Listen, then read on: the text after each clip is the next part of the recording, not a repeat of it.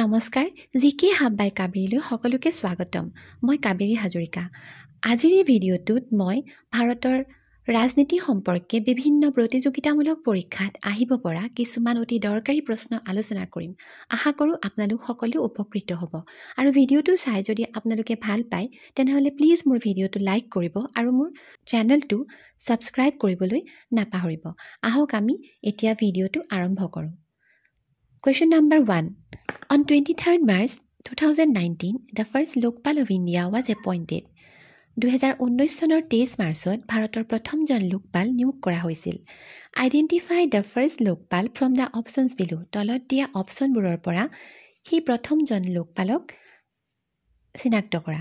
Option A doctor Soumya Swaminathan, option B Reena Sood, option C N R Modi, option D Pinaki Chandra Ghosh আৰু শুদ্ধ উত্তৰটো হৈছে option D Pinaki Chandra Ghosh Retired Supreme Court Judge Pinaki Chandra Ghosh was appointed as the first Lokpal of India by a committee consisting of Prime Minister Narendra Modi and the then Chief Justice of India Ranjan Gogoi and the Speaker of the Lok Sabha Sumitra Mahajan. Supreme Courtৰ retired Judge Pinaki Chandra Ghoshক ভাৰতৰ প্ৰথমজন লোকপাল হিচাপে নিযুক্ত কৰা হৈছিল এখন কমিটিৰ দ্বাৰা আৰু সেই কমিটিখনত আছিল ভাৰতৰ প্ৰধানমন্ত্ৰী সেই সময়ৰ প্ৰধানমন্ত্ৰী নৰেন্দ্ৰ মোদী আৰু তেতিয়াৰ chief justice of India Ranjan Gogoi আৰু লগতে লোকসভাৰ যিজন স্পিকাৰ তেওঁ আছিল সুমিত্ৰা মহাজন এই Lokpal is an anti-corruption authority or body of ombudsman who represents the public interest in the Republic of India Lokpal হৈছে এটা ভ্ৰষ্টাচাৰ বিৰোধী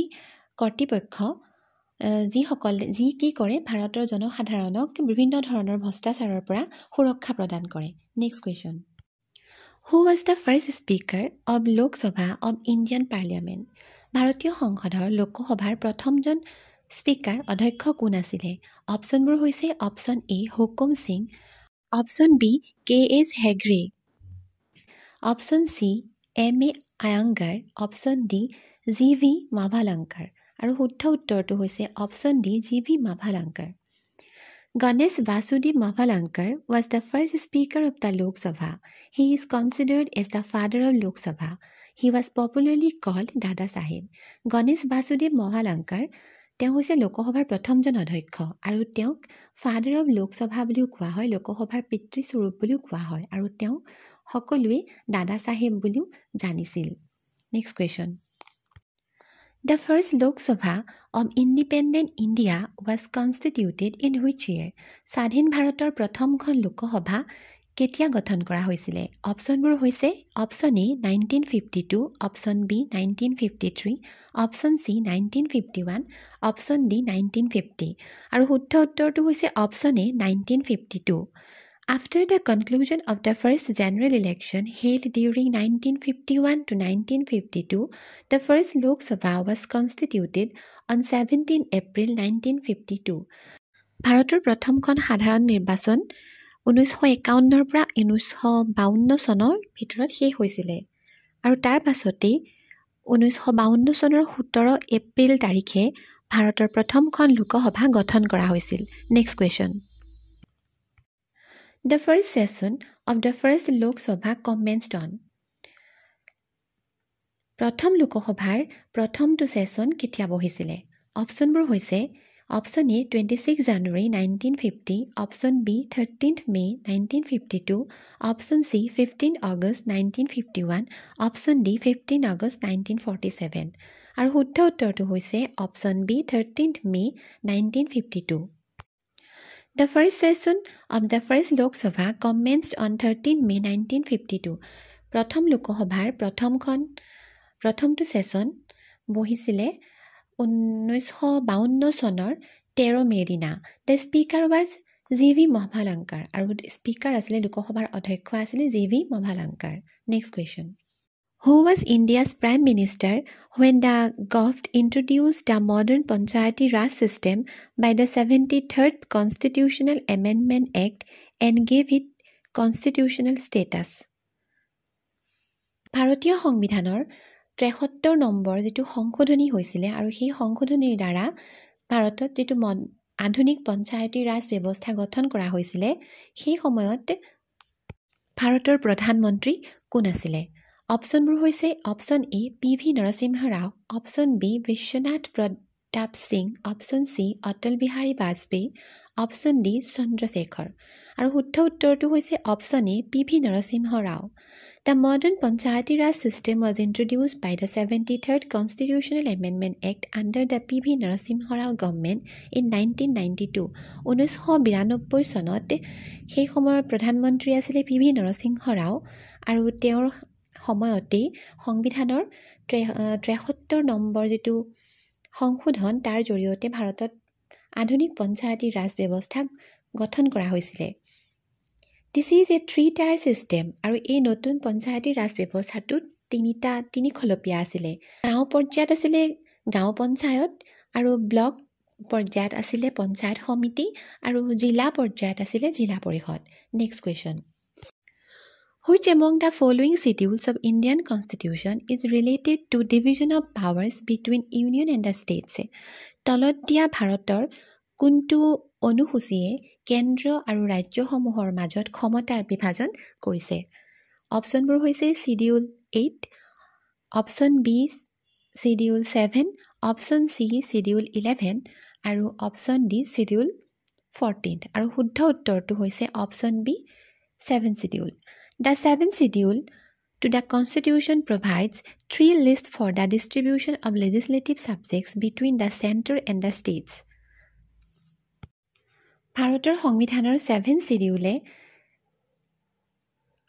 কেন্দ্ৰ আৰু ৰাজ্যসমূহৰ মাজত আইন প্ৰণয়নৰ ক্ষেত্ৰত 3খন লিষ্টৰ প্ৰণয়ন কৰিছে। The 3 lists আৰু সেই 3খন লিষ্ট হৈছে ইউনিয়ন লিষ্ট, ষ্টেট লিষ্ট আৰু কনকাৰেণ্ট list.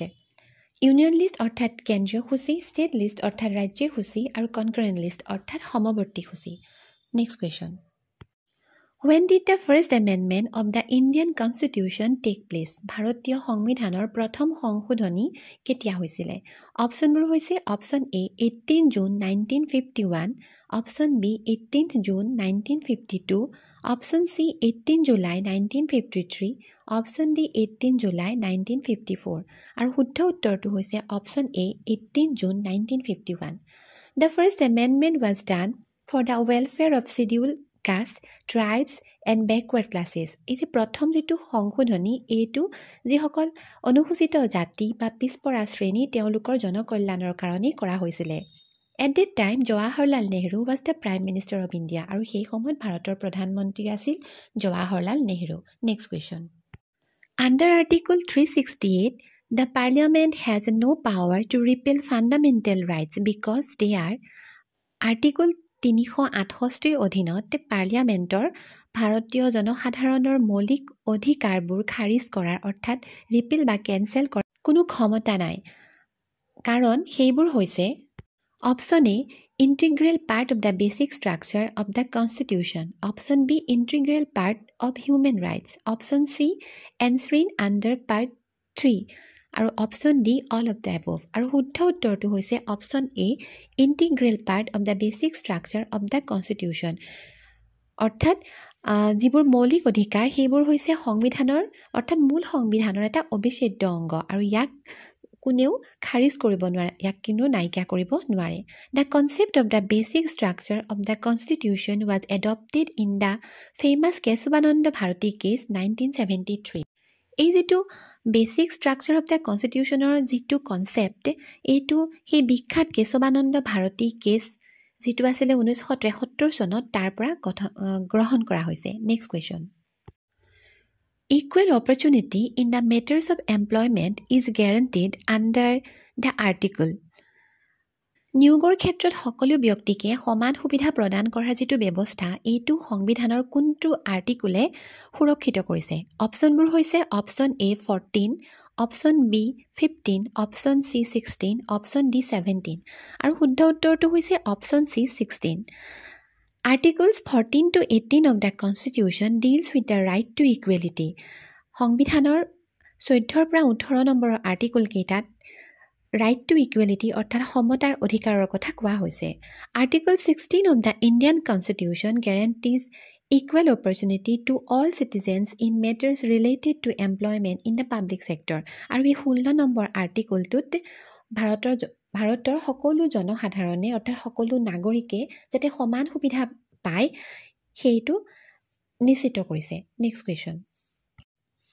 In the Indian Constitution, the method of election of the president is taken from which country? ভাৰতীয় সংবিধানত ভাৰতৰ যিজন ৰাষ্ট্ৰপতি তেখেতক নিৰ্বাচন কৰাৰ যিটো পদ্ধতি সেইটো কোনখন দেশৰ পৰা অনা হৈছে? Option A Ireland, option B England, option C USA, option D Australia. আৰু শুদ্ধ উত্তৰটো হৈছে option A Ireland. The President of India is elected by members of an electoral college instead of direct elections. ভাৰতৰ যিজন ৰাষ্ট্ৰপতি তেখেতক প্ৰত্যক্ষ নিৰ্বাচনৰ দ্বাৰা নিৰ্বাচিত কৰা নহয়, বৰঞ্চ তেখেতক ইলেক্টৰেল কলেজৰ যিসকল মেম্বাৰ তেওঁলোকৰ জৰিয়তেহে নিৰ্বাচিত কৰা হয়। The members of the electoral college আৰু সেই ইলেক্টৰেল কলেজৰ মেম্বাৰসকল হৈছে সদস্যসকল হৈছে elected members of both Lok Sabha and Rajya Sabha আৰু লোকসভাৰ যিসকল ইলেক্টেড মেম্বাৰ আছে সেইসকল elected members of state legislative assemblies আৰু ৰাজ্যিক লেজিছলেটিভ এছেম্বলিৰ যিসকল নিৰ্বাচিত সদস্য তেওঁলোক elected members of the legislative assembly of union territories of Delhi and Puducherry আৰু লগতে দিল্লী আৰু পুডুচেৰী কেন্দ্ৰীয় শাসিত অঞ্চলৰ যিসকল লেজিছলেটিভ এছেম্বলিৰ ইলেক্টেড মেম্বাৰ আছে সেই মেম্বাৰসকল এই ইলেক্টৰেল কলেজৰ মেম্বাৰ। বন্ধুসকল, আজিৰ ভিডিঅ'টোত ইমানেই। আশা কৰোঁ আপোনালোকে ভিডিঅ'টো চাই ভাল পাব।